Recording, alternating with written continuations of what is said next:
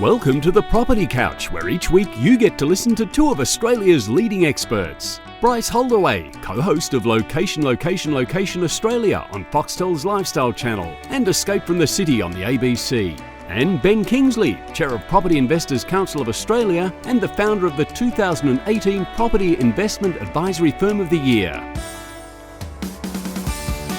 All right, folks, you're on the Property Couch each week. Ben and I bring you the insider's guide to property finance and money management. Welcome back to the couch, Ben. Thank you very much, Bryce. It's just a privilege to be here. Invited for 232 times in a row. You've got a remarkable record of coming back. Hey, couple of things. Yes. Footy tips. Dominic as a party. Oh. Reach out to us. Good the on book you, is Dominic. yours. You nailed it. Margin of 2, and you. So we got 9 out of 9 margin of 2. Yep. Wow. No, it was 8. It was 8 out. I've got to go. Which? Yeah. Which one was the outsider? What was the game that probably the GWS lost to Hawthorn? Hawthorn, yeah. I would have thought most people didn't get that one. I didn't research that. Did you get the Essendon versus Swans one? Yes. No. And I was so people can't see this at home or wherever they are on the train or at the gym or whatever, but she's flaunting the fact that she's number 77. 77th. Emma, who's a part of our team, she's 159th, and I'm 136th, and his old mate Kingsley 199. So at least you're in the top 200. That's a good right. thing. It's still in the top 200. But what I wanted to say to Ivers, and she won't say anything, so this is the best bit for you and me. Yep. Next to the footy tips, there's either an up green to say you're moving up the charts, or a down red to say you're dropping down the charts. So good for you, Ben. I was down. You've got a green. Did I get a green? You got a green, so you're coming up. Rightio. Mate, there's plenty of room to go from where you are. From the bottom up, there's plenty. I've got a green up on mine. And Stiggy, are you aware of what you have next to yours? There's a dash. Didn't go anywhere. Red. Red. Red. So speaking of the swagger, is red, a little less at the moment. Where did Freo? What was that? They only had like 16 fit players, Bryce, and you couldn't get it done. And here, worse still, I tipped you. What I'm not seeing is the insight that I had because I tipped Richmond. Yeah, that's not easy to do. That's just wrong. You're playing at home, and you've got a team that's got their seconds playing, and you can't get the job done. Does that feel good? Is that your system? Does feel good. Right. Fair enough. So election this weekend, Ben. The big big dance. Who would have known? I mean, we haven't been talking about this at all, have we? It blindsided me. I've got to be honest. I didn't realise it was on. Good luck to both parties. Yep. Good luck to our listeners and their preferred parties. Mm-hmm. We've focused on a particular policy for a little bit. Yes. And I think a dud policy. I think you. What I would say to the listeners, Ben, is stick around to the end. Yep. Because did you know? I've got a little full of. If you've ever wanted to know the counter argument to those rich property investors getting all these wonderful tax incentives, if you'd like to hear an alternative argument to that, stick around. Yeah. Stick around to the end because your did you know is arguably the most prepared you have ever been. Well, considering it was in the Fin Review yesterday, it was reasonably yes, prepared. I did look through that because I couldn't see you quoted though. I saw this bloke Ben Kingsley, but I didn't. There was no reference to the mortgage broker, which was your original post. So if anyone's got the Financial Review from yesterday, Ben got a little bit of information about the Did You Know today posted in the Financial Review, and I will quickly tell you it is on page number 8. Is it? 8. It is. So, given it was yesterday's fish and chips now, are we allowed to take a screenshot and put that on socials? Oh, maybe, except for my scribble where I was interviewed by one of the radio commentators. Well, that makes it look authentic. Yeah. So, Ivis, we might take a little on Facebook for people to have a little look at that. But a bit of a deep dive today, Bryce, into before we go there, Ben. I know you want to move on. I know you want to move on. Pick a webinar last week. So it was for members. Yes. Can people, and I noticed that there's a replay going out, can people sign up to be a member and get access to the As soon as you sign up as a member, as part of your confirmation email, you will get the link straight to that webinar. So there's the video and also the slide deck. So if you want to be educated about this policy. It costs you $5 and there's probably about $50 worth of value. You're right, just there alone. Well, just Tim's deep dive into the current market. I mean, that guy is a genius. So yes, there's some good stuff in there. We are trying to be devoid of all commercial opportunities on this podcast, apart from the occasional blatant plugs of our book, Ben. Yes. But we are pretty firm on trying to represent the property investors. So hence why we often encourage people to become members of PICA. We unashamedly do that because we want to have a voice and represent it. So, thank you. And if you were to stumble across the newsstands right now, Ben, you'd see a cover story that you were a part of. Yeah. So the cover story in Money magazine this month is about that. Probably the biggest question I ever get asked is, should I pay off my mortgage or should I invest in property? So I have contributed to that cover story. Again, all about the numbers, Bryce. Yep, and the numbers sing in terms of how it's transformational if you didn't pay off your mortgage and you actually invested in property. But it's not for everyone.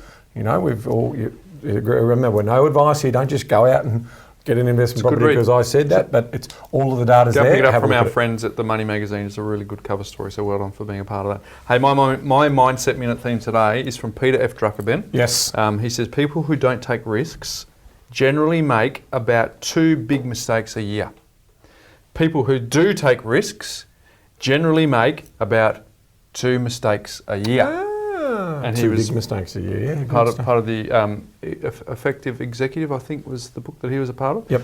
So the point of this is people who don't take risks because they want to avoid big mistakes, but whether or not they take risks, they will generally make as many big mistakes as people who do take the risk, Ben. Yeah, I think it's a good observation. So since risk-taking behaviour generally gives you higher rewards than risk avoidance, risk avoidance behaviour can't necessarily reduce the amount of big mistakes you make. It's better to take the risk than not. So what's the context of that? If you believe that, if that sings to you, because a lot of people are afraid of they're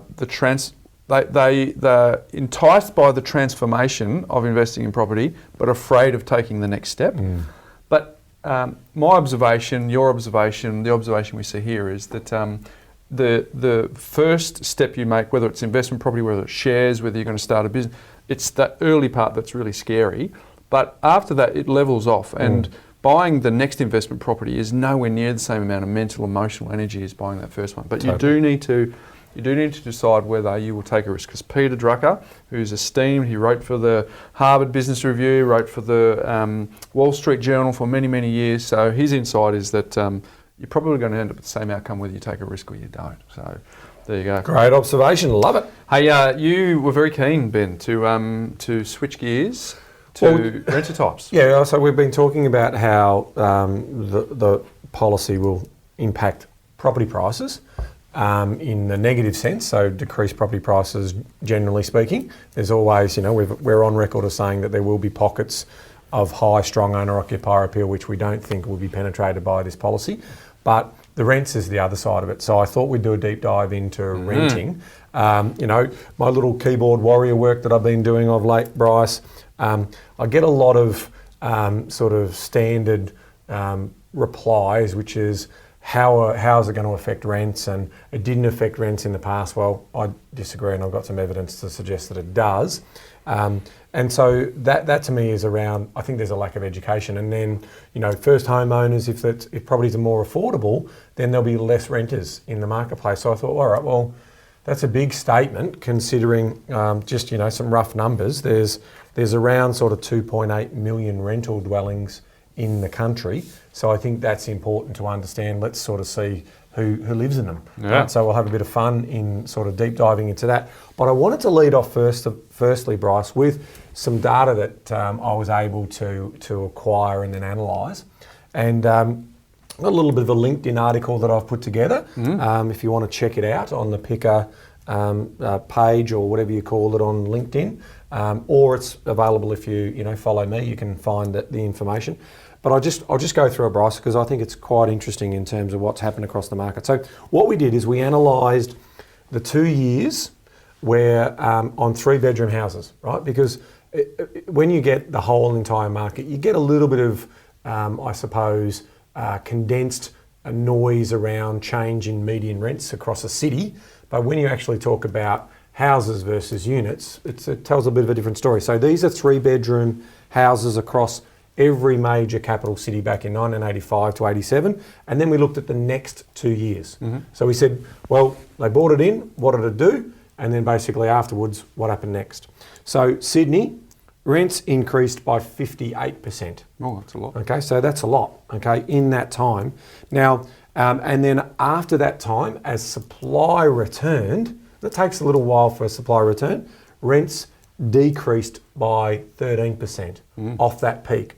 And so what I've also done in these graphs, and I'm sure Ivers will send the link, is I've put vacancy rates overlaying on these growth charts. Now, the importance of that is if you don't get vacancy rate down to, say, 1.5%, you don't get exceptional rental increases, right? That is a super tight rental market, and that's where demand and supply will move price. So what you'll observe in here is that when vacancy rates were really high, there was an absorption period through there, and then rents went up, especially when they got down to that 1% level, right? That critical level. So that's what happened in Sydney. Vacancy rates through 85 to 87 were hovering around that 1%, hence the blowout in terms of rental costs for those. And then as soon as the policy was changed, more investors came back into the market, and we saw an increase in supply, which obviously meant that rents went down, right? So, and you can see that very clearly in terms of the vacancy rates. In terms of Perth, rents went up 38% during the negative gearing band period, and then only went up by 13% after that.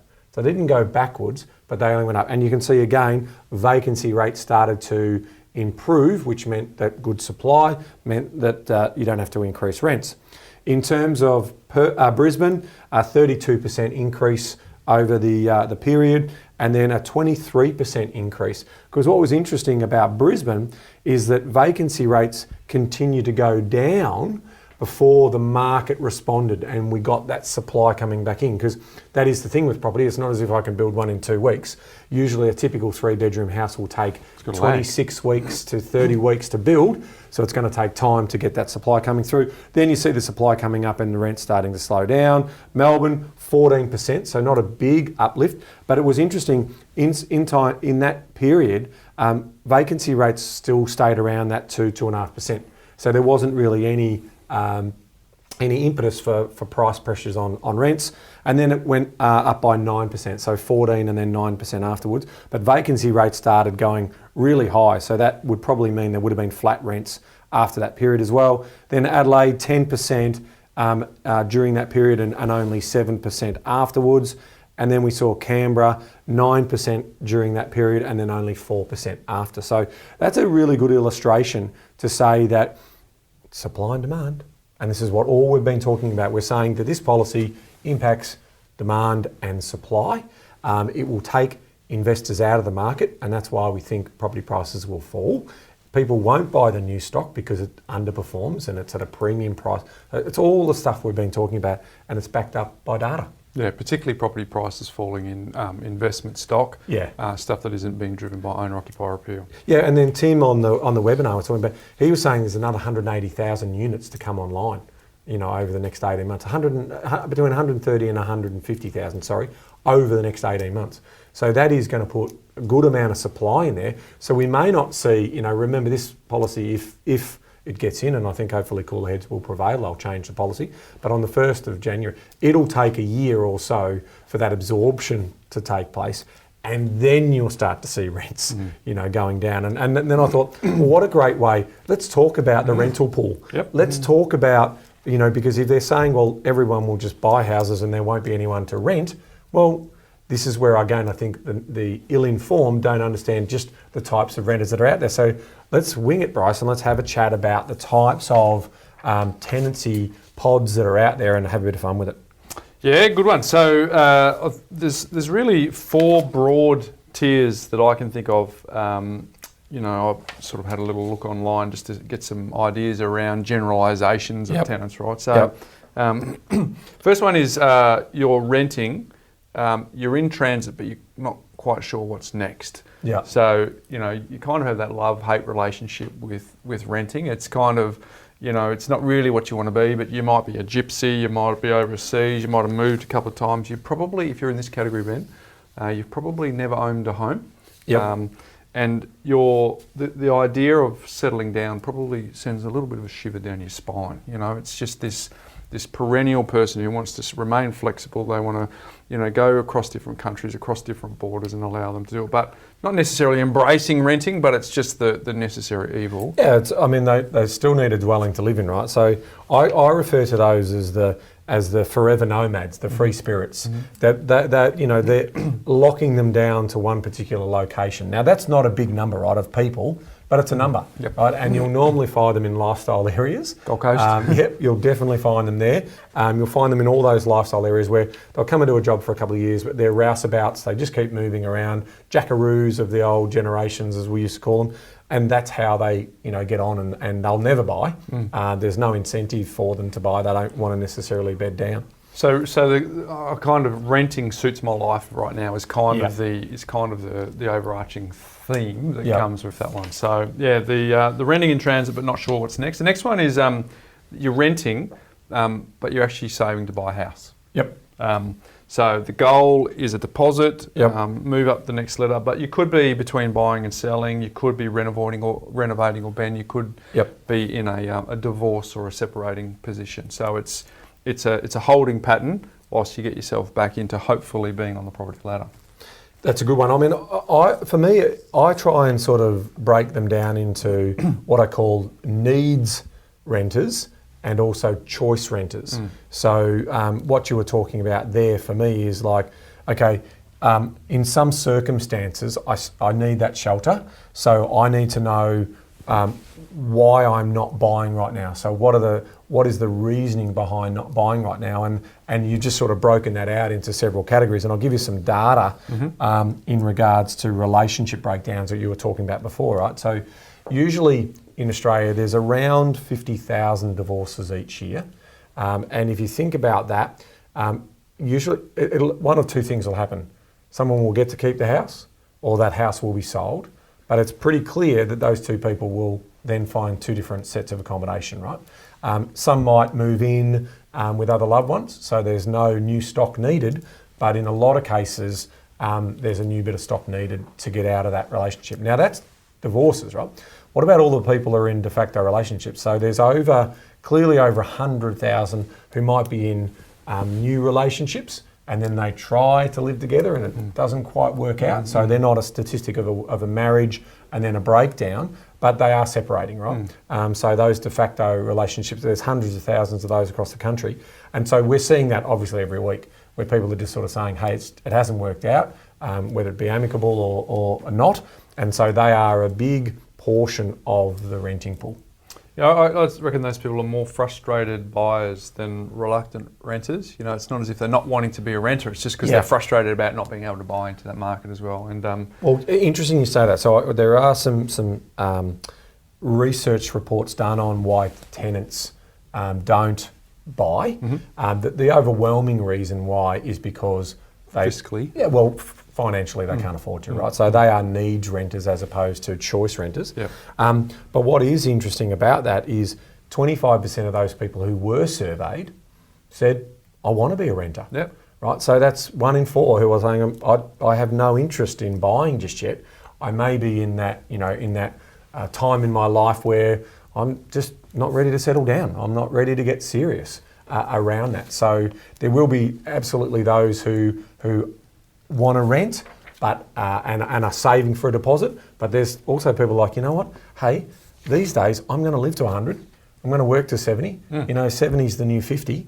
In terms of how I feel and my health and everything like that with all the advance. So it's like I can have 10 or 15 years of playtime before I get serious. Yeah, nice one. So I'll get to that one too. But so that was renting but saving to buy a house. Third one, just moved out of the parents' house, Ben. Yep. Renting for the first time. You're more likely to want to live in a 1 or 2 bedroom apartment, largely because you don't want to take on a huge fiscal responsibility. But you also don't want to maintain and spend big bucks on heating and cooling because let's be honest, when you're in that, like everything's euphoric. I mean, you want to be close to your favourite cafe, you want to be close to your favourite nightclub, you want to be close to your favourite restaurant, you want to be close to your favourite park. It's all about lifestyle in spades. So this is a massive pool of renters. Huge. The freedom play, I call it. So it's all about maximum lifestyle. in both location and amenities, because renting is a very big personal step that first time. So there's just there's a whole lot of excitement when moving into your new place. And living by my own rules, Bryce. Under my house, these are my rules, mate. Yeah. If you want to go and get your own job and live in your own place and live by your rules, go for your life. Yeah, you're practicing. Is that how we got 10? We got 10. Rightio, boys. This is my house, my rules. Yep, that's the truth, right? So it is that freedom play for all of those things. The last meeting, no curfews. Don't worry about me. I'm ready to spread my wings. I had a touch of it yesterday. It was Jack's 8th birthday yesterday. Oh, yeah. Happy birthday, Jack. So the day before, he goes, I said, mate, how excited are you? It's your big day. Can't wait to make a big fuss. He goes, yep, Dad, I can do whatever I want, which includes telling you to do all of my chores. It's like, okay, let's. At 8, there you go. He's enjoying the power. Gee, that's interesting. He said, I can't wait till Thursday. So we can get Wednesday over and done with. So, so he just moved out. So basically, low fuss. Little time cleaning, little time maintaining, Ben. As little furniture as you can. Yep. As less money as you can spend on the utilities, but I want to be out there enjoying life. Yeah. So I think that's a ripper. What else you got? And then the fourth one, I just thought it's what you touched on before, right? Just enjoying renting as a lifestyle choice. Yeah. So long-term renters may be financially unable to buy, but they enjoy lifestyle, flexibility, choice, diversity of locations. And the geography of buying differs from the geography of renting. Yep. So we all know that, but what does that mean? Yep. If I was going to move to Sydney and I wanted to live in Wallara or Bondi or Randwick or some of those lifestyle spots, or the lower North Shore or the upper North Shore. Kirribilli, wherever that might be, The dynamic for me as a renter is massively different to the dynamic as a buyer. So that lifestyle means that we can play into that. So what's the Melbourne example? I can live in South Yarra, I can live in Prahran, I can live in Flemington. Yep. So really that geography of buying and renting is totally different. They do the financials on it, don't they? And they say, wow, if we have a big mortgage here versus which I'm paying 5% on versus renting is only 2%, and I've got that extra 3%. So there's lots of great case studies around that.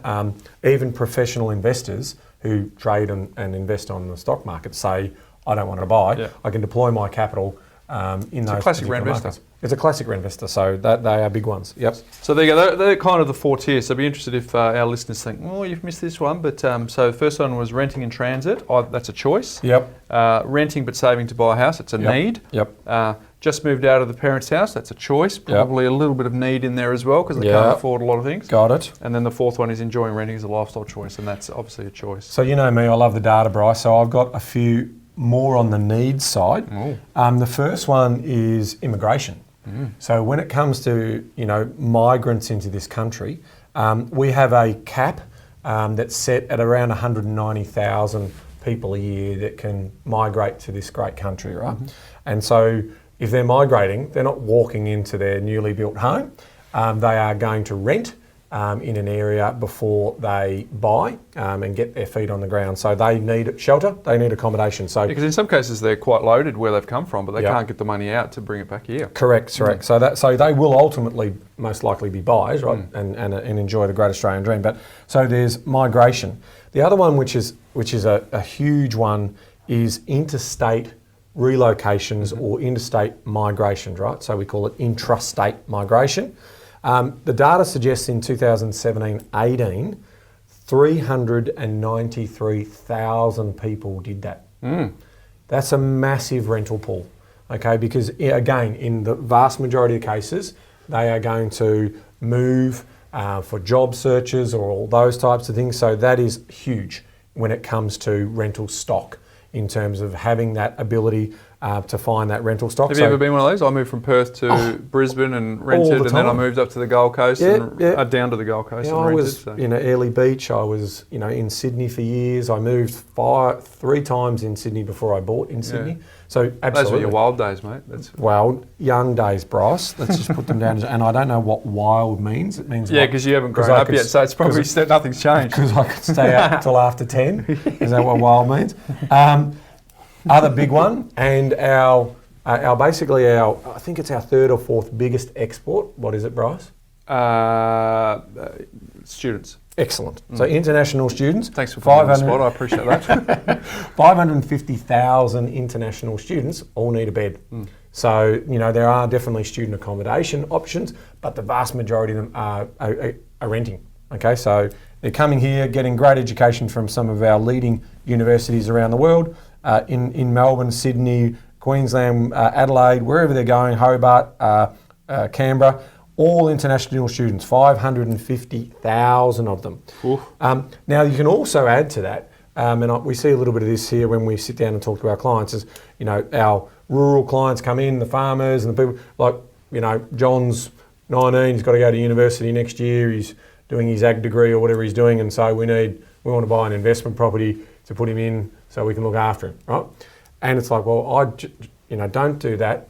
Get him to rent near the university. We'll get you the best investment property you can get the best return on. Don't try and think that. Don't marry people make that mistake, right? Yeah. In terms of, we just bought a property in Sydney because our girls or boys needed to go to. It's like, don't. Just do good investments and then let them rent or board or whatever they need to do. But subsidise it. They are big numbers, right? Because again, all students, as they get their results, are looking for the universities, and they'll travel interstate also to go to those universities. So that is increasing to the rental stock. The other one that I thought was interesting was, in coming into the migration story, is all of these working visas, right? So we have around 100,000 different types of people coming to Australia for different types of working visas. So there's the temporary working visa, the skilled 457s, there's the employment nomination scheme visas, which is the subclass 186s, you've got the regional sponsored migration scheme visa, which is the 187s, you've got the working holiday visas for our backpackers, and if you don't know what that looks like, just go down to Bondi on any Saturday or Sunday, and you'll be in little London, because of the amount of English backpackers we have in that particular part of the world. So that's a class 462. And then we've got the working holiday visas as well, which is the 417s. So these are the types of visas that people need to come across, and again, they rent.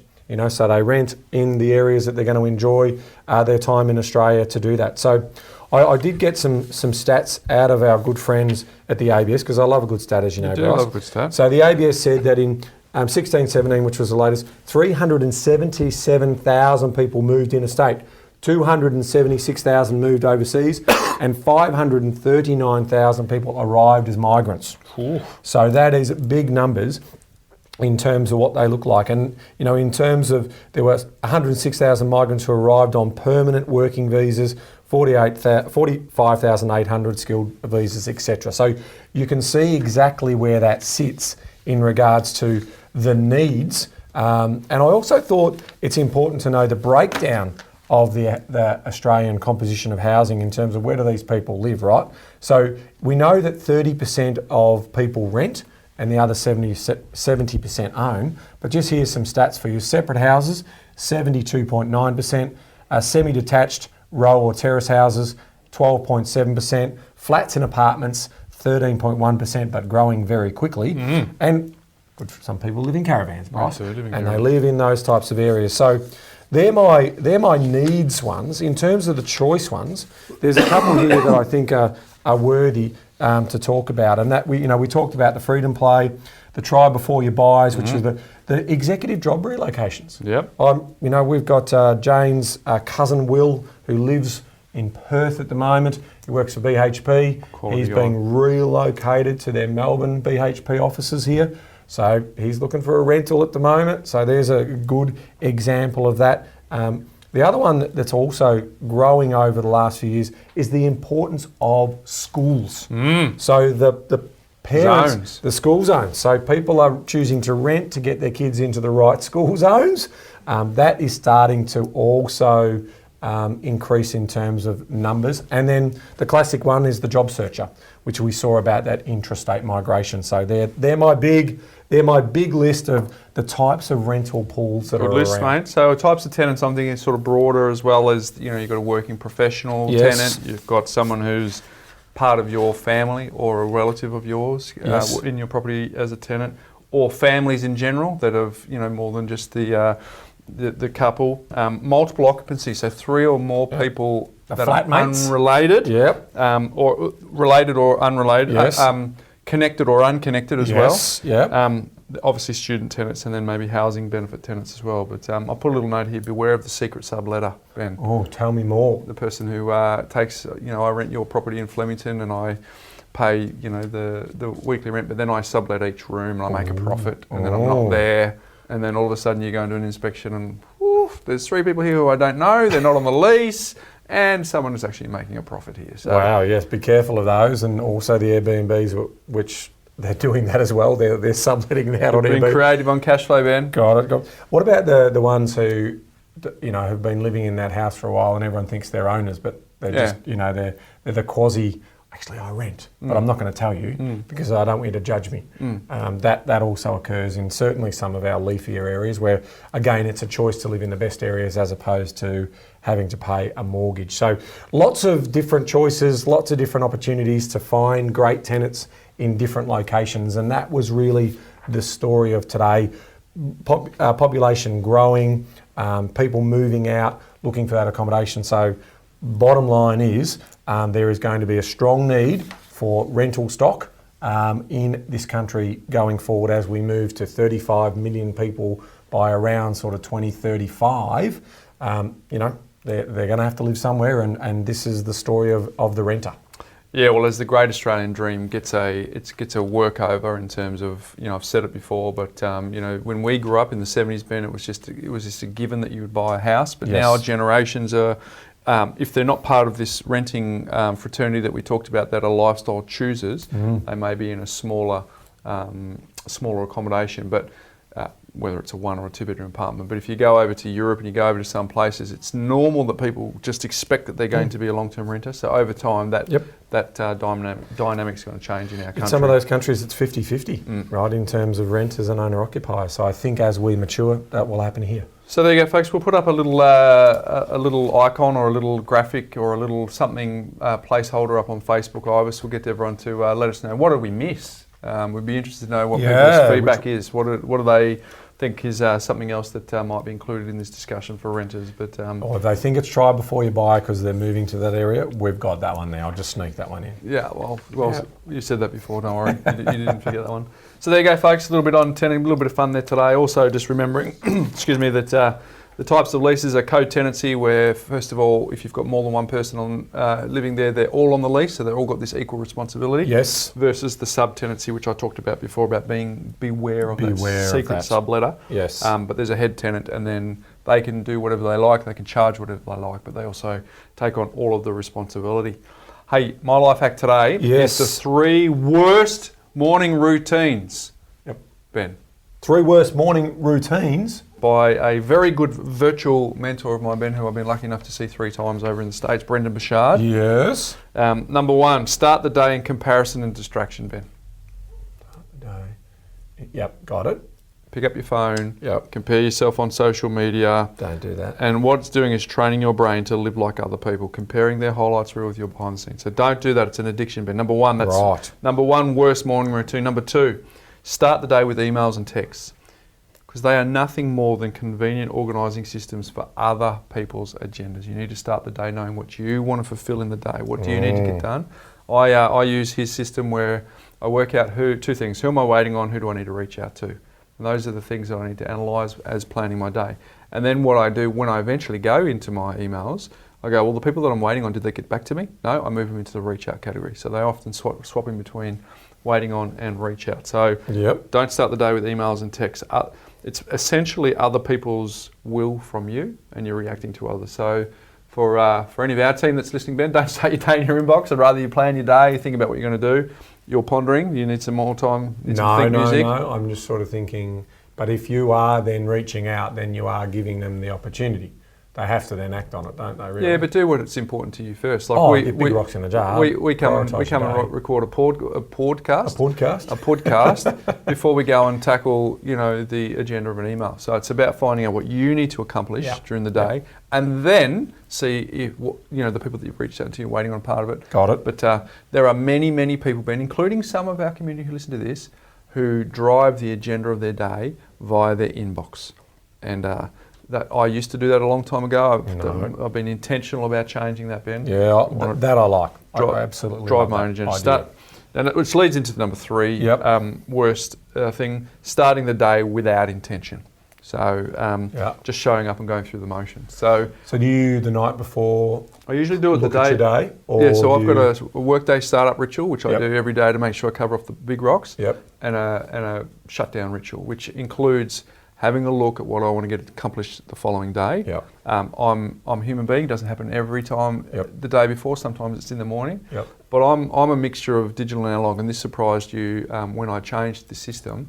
But I used to be all digital, but that's putting me in the lion's den for distraction, right? So I now have an analog system where I actually manually write down the appointments I have today, so I can be intentional about, am I going to get the best use of my day by still fulfilling that appointment, or is there better things I can do? Clever. And using a different part of my brain. So there you go, folks. The top 3 worst morning routines. Number 1, start the day in comparison and distraction. Number 2, starting the day with emails and texts. And number 3, starting the day without intention. Ben, did you know? Did you know, Bryce? So this is what we've been working on. I've done some analysis, Bryce. You have. You've been very fastidious in this space. And I've done some modelling, right? So what I did is I decided on the typical value of an Australian house, $600,000. Okay. And I said, well, I keep hearing all this noise about the top end of town and all of these, they're loaded, aren't they? These tax Rich property loopholes, investors, loaded big property investors making all this greedy money, a 6th and 7th property. We've gone over that. We know the vast majority of them only own one. So I thought, well, how much do taxpayers take? Property investors, how much do we take versus how much do we pay in regards to tax? So, crunch the numbers and here's the story. On a $600,000 property, and because there's a bit of modelling that goes in here, so I don't want these people, that doesn't make sense. So let's get into the numbers. So I use the average full-time weekly earnings of a male, which is $1,695, and a female of $1,455, increasing at 2% per annum, which is effectively and inflation. And that's not your stats, you got that from the... Yep, got that from the ABS. Yep. The marginal tax rate I'm using is 32.5%, Yep. which is the current tax rate.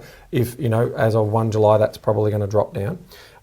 Living expenses based on the ABS average weekly living expenses, indexing at 3% per annum. So I'm saying that your costs are going to go up over that time.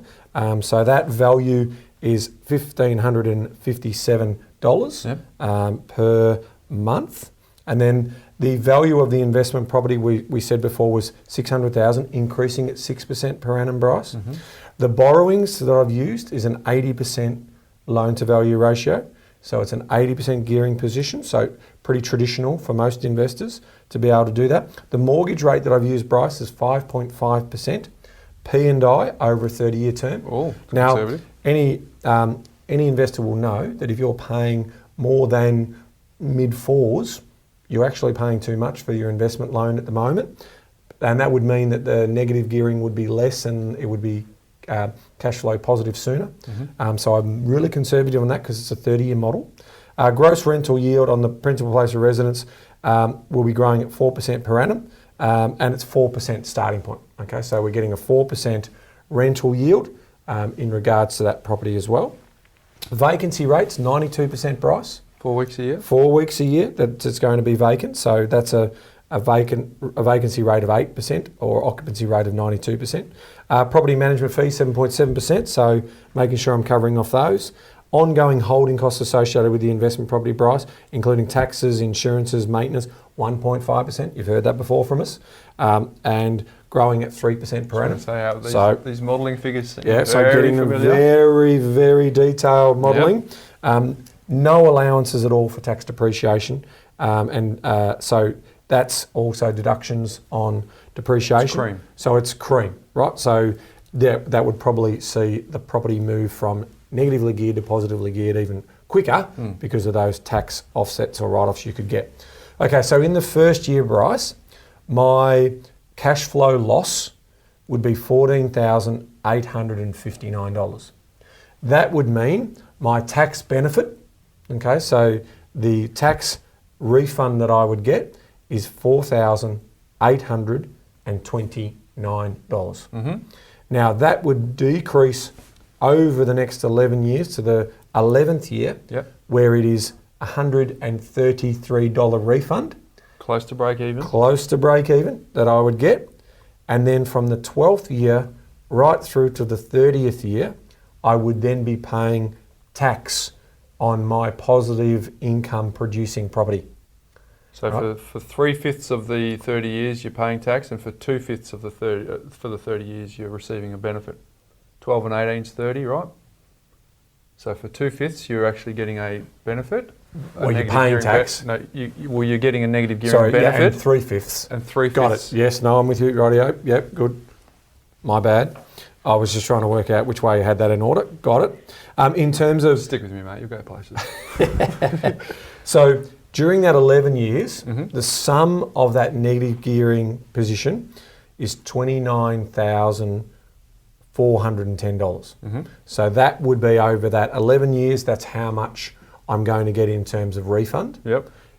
For the remaining 19 years, Bryce, I'm going to pay $167,436. Sounds like you're paying more than you're getting. Oh, just a little bit. In terms of the overall position of tax that I will pay to the federal government, Bryce, is $138,026. All right, so property investors not paying their own way? Question mark. I think we are. Now, Bryce, what if I also sold that property on the 30th year? Okay, so after that 30 years, I'm going to get a capital gains event. Now, under the current policy, I got a 50% concession. All right, so each Mr. Typical Australia and Mrs. Typical Australia are going to pay $305,702 in capital gains tax, or a total of $611,404 in capital gains tax. That's a good contribution towards a school or a hospital, isn't it, Bryce? Well, the point is that it sort of helps debunk the fact that negative gearers are takers and not givers, isn't it? Correct. So the takers at the beginning and overall givers. Yeah, that's right. So it's like me starting out a business. I need a little bit of support to start it on. And this is why I'm saying it's going to hurt typical mum and dads. Average middle class mum and dads, not going to hurt the anaesthetist. So he's going to be able to do this anyway, right? So the Labor's policy does not do that. So the total tax payable is $443,728 per taxpayer. Per taxpayer. So Mr. and Mrs. will pay that over that time. But wait, Bryce, that's not the only tax we pay, is it? No. We also pay state-based taxes because property is a state-based tax. So if we were to buy that $600,000 in New South Wales, we'd pay almost $24,000 in stamp duty. In Victoria, $33,000 in stamp duty. Queensland, $21,500 in stamp duty. ACT, almost $18,000 in stamp duty. Tasmania, $24,000 in stamp duty. South Australia, almost $29,000 in stamp duty. WA, $25,000 in stamp duty. But wait, Bryce, there's more. There's more. Don't forget the land tax. Don't forget the yearly contribution that we're making to the states and territories of this nation. So how we work this out is we said that the land to asset ratio was 55%. 55% of the value of the overall property of 600,000. Now, again, that's growing at 6% per annum. So the land value is what's going to appreciate over time. So we start paying tax. So in that 30-year period, Bryce. Give it to me, Ben. Are you ready for New South Wales? Yep. $150,600 in land tax. Wow. In Victoria, $96,704. In Queensland, $151,900. ACT, remember we talked about how bad land tax was in ACT for investors? $285,000. If you've got a property in the ACT as an investor, not much sure you're going to get much.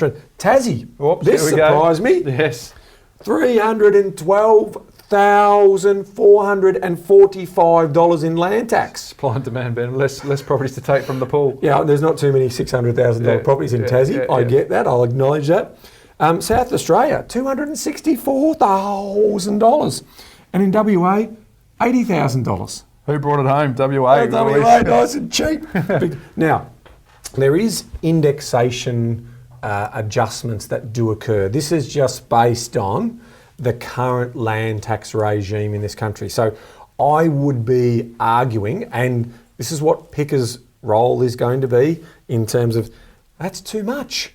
Like, there's far too much land tax being collected by those states and territory governments. So will that be what will materialise? I would hope it's less than that, but it just goes to show you that there's hundreds of thousands of dollars being collected also at the state level. Mm-hmm. So property investors, people talk about it, in terms of buying existing property as not being productive. Man, how many schools and hospitals is that? That's just one property. What if you had 2 or 3? And all of a sudden, we provide all this tax receipts for the government to go off and spend and provide for Australia. And guess what? That investor is also provided for themselves in terms of not being a burden on the taxpayers, because they're also getting the passive rent. I tell you what, is that not a win-win outcome?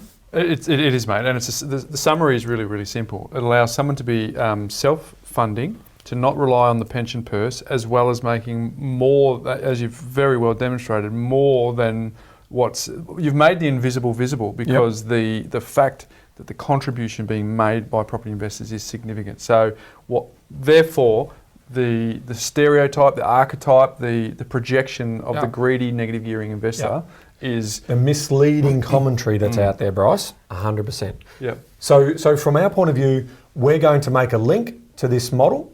So we'll put that in the show notes, and also Ivis has just told me it's going to go on Facebook as well. You bet. So you can download this straight from Picker website. For anyone who's listening to us, Ben, for a long journey, but even for those people that just sort of tapped into us for the last few episodes, the best thing for you to do is go to the Property Couch, Property Couch on Facebook. I was going to go into .com.au there, and just like us, because we put everything there. Yep. You'll find stuff on the website, you'll find stuff on our emails, but everything goes onto Facebook. So just go and like us there, across all our socials, to be honest, but Facebook definitely, and we'll have everything in there. There's groups. We've got the Make Money Simple Again group there.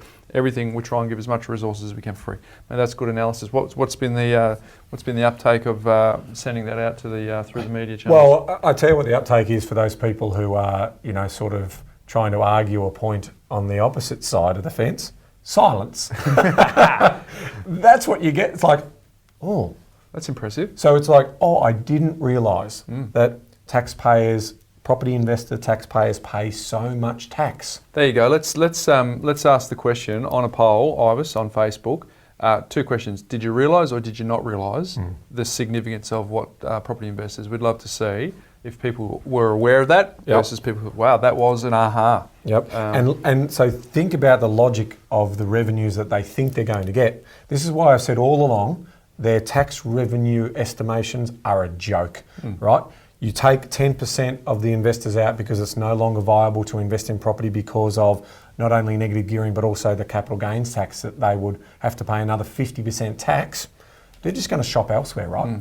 And if they shop elsewhere, less supply, less demand. Yeah, the state governments will be affected by what they've got as well. Yeah, well, that's the other thing, a higher GST price. I mean, if they don't get those tax revenues, and we are talking, these tax revenues represent their second and third and fourth highest tax level, depending on which state you're in terms of how they run their states. So that's infrastructure, that's roads, that's hospitals, that's schools. It's all the stuff that Labor are talking about on this policy. Crazy, absolutely crazy. Good stuff, mate. Hopefully you got some feedback out of that. Let us know on Facebook if that was an aha or not. We would absolutely, just in general interest, it'd be great to know if that was eye-opening or not. I think for a lot of people it will be, Ben, so well done. Hey folks, like I said before, if you're a first-time listener or if you've heard us just recently, realise today's episode number 232, Ben, there is a lot to catch up. When people used to come and see us at episode 70 and episode 90, they could catch up, do a lap, catch up really quickly. So there's a couple of suggestions we're going to make. One, we definitely think you need to see the foundational episode. So if you've heard us for the first time, go back to the first 20 episodes. And our tip is to listen to us on 1.5 speed for 2 reasons, Ivis. One is because you can get through the content quicker, and two, we used to bumble a bit back in the old days, Ben. So we've, I probably said more ums back then. You probably were a bit slower in your speech, so there was something going on. Who knows? But do it at 1.5 speed. Do yourself a favour. Have you gone back and listened to them, have you? Oh, in the early days I did. Quality control. We were rubbish. So, but the content was amazing, right? Yeah. So go and do that. So 1.5 speed. And the second reason is, I already said that. So do that. Do that. And because the quality is amazing now, isn't it, Bryce? You just gave a good example. Well, I'd say that we're still rubbish. We still bumble a bit. Yeah. People still complain we talk amateurs. Too much about football, but we're probably a little bit more professional, thanks to Ivis putting some polish onto us. And number two, if you are a long-term listener and you've got some value from what we're doing, there's two things. We'd love for you to give us a review. In fact, I'm happy just to keep it at that one thing. Give us a review on iTunes for two reasons. One is it really encourages, because we do listen to it and we like to get the feedback from the people, but two, there's an algorithm going on with iTunes, and for some reason that helps get us. Ben, did you know that we were 6 out of the top 100 episodes I did last not week? Know that. So how many downloads have we had? 4.521 million, Ben. Wow. Thank you for asking. Thank you for listening, people. So yeah, absolutely a big thank you to our community, and we're trying to provide the content that you guys want to hear. So if you are a long-term listener, please rate us. If you're only hearing us for the first time, just ignore that. Just see if you like us and see if there's any value that we can add to you as well. And finally, if you want to get a copy of our book, Ben, yes, what you need to do is go and download the free chapter on the homepage of thepropertycouch.com.au, because we might be in a position in the not too distant future to actually give a PDF copy of the entire book to everyone who wants it, Ben. Ooh, so if you a sneak peek, if you go and leave, just go and download that chapter, because anyone who has done that, past or present, we will let them have that opportunity to get the PDF version very, very shortly. So make sure you don't miss out on that. Because we're looking forward to getting that in the hands of the people. Why are we doing that, Ben? Because we believe our money management system is the very best that is out there. Uncertain times ahead, Bryce. You need to be in control of your money. Exactly. So there you go, folks. Check that out. Lots of resources. Good luck to your team, whoever your political persuasion is on Saturday. Obviously get out there and vote if you haven't already done that, and until next week, Ben. Knowledge is empowering, Bryce, but only if you act on it. Very well said. See you next week, folks. Hey there, folks. Bryce Holdaway here. Before you go, if you're new to our community and only listened to maybe a handful of episodes, I thoroughly recommend that you go all the way back to episode number 1, where we unpack all of the foundations when it comes to property investing. Now, for those of you that might be a little bit time poor, I've got good news for you. We have a binge guide that you can download straight away, which summarises the first 20 episodes where Ben and I unpack the foundational pillars of the A, B, C, D, and so much more. And you can get that straight away. If you go to thepropertycouch.com.au/TPC20, you can download it and consume it whenever you want. It's completely free and available now. And for those of you, just a quick reminder that nothing we've spoken about today constitutes financial advice. We recommend that you reach out to your licensed professional advisor so that you can look at your unique circumstances before acting on any information. Now don't forget, go to thepropertycouch.com.au/TPC20 and get your binge guide today.